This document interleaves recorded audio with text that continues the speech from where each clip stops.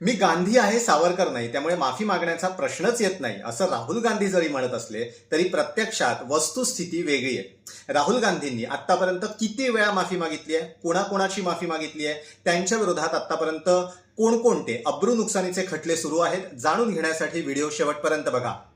Media रिपोर्ट्सनुसार Rahul Gandhi यांच्या विरोधात साधारणपणे 8 अब्रू नुकसानीचे दावे दाखल करण्यात आलेले आहेत. भिवंडी कोर्टात सुरू असलेला 2016चा खटला, ज्यात RSSची बदनामी केल्याचा आरोप करण्यात आलाय. 2019चा मोदी आडनावाचा खटला, भारतीय सैन्याविरोधात अवमानजनक वक्तव्य केल्याची 2022ची लखनौ केस, कर्नाटक विधानसभा निवडणुकीदरम्यान 2023ची बंगळुरूमध्ये दाखल करण्यात आलेली मानहानी केस, अहमदाबाद जिल्हा सहकारी बँकेवर आरोप केल्याप्रकरणी 2018ची अहमदाबाद अब्रू नुकसानीची केस, बिहारचे तत्कालीन उपमुख्यमंत्री सुशील मोदी यांच्याद्वारे 2019 मध्ये दाखल करण्यात आलेला पटना अब्रू नुकसानीचा खटला, पत्रकार गौरी लंकेश हत्येप्रकरणी RSSवर आरोप केल्याप्रकरणी दाखल करण्यात आलेली 2016ची केस, सुब्रमण्यम स्वामी यांनी नॅशनल हेराल्ड विरोधात दाखल केलेली 2015ची केस, अशा वेगवेगळ्या खटल्यांमध्ये राहुल गांधी यांच्या विरोधात सुनावणी झाली आहे. बहुतेक प्रकरणांमध्ये राहुल गांधींना जामीनही मिळालाय.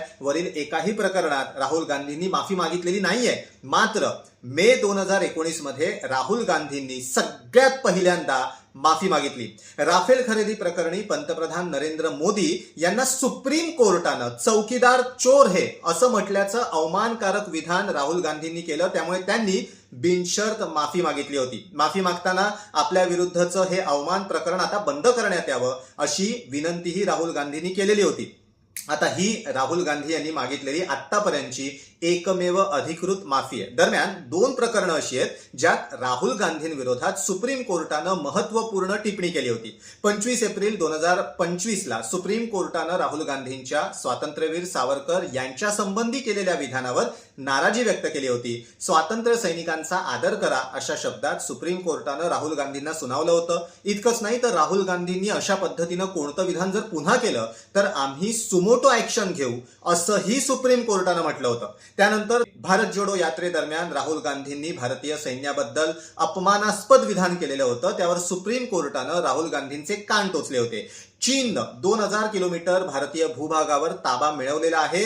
हे तुम्हाला कोणी सांगितलं? ही माहिती तुमच्याकडे कुठून आली? तिकडे तुम्ही होतात का? असे सवाल सुप्रीम कोर्टानं राहुल गांधींना विचारले. असोत, राहुल गांधी सध्या सावरकर, पंतप्रधान नरेंद्र मोदी, RSS, भाजप यांच्यावर जे आरोप करतायत त्याबद्दल तुम्हाला काय वाटतं? आम्हाला कमेंट करून नक्की सांगा.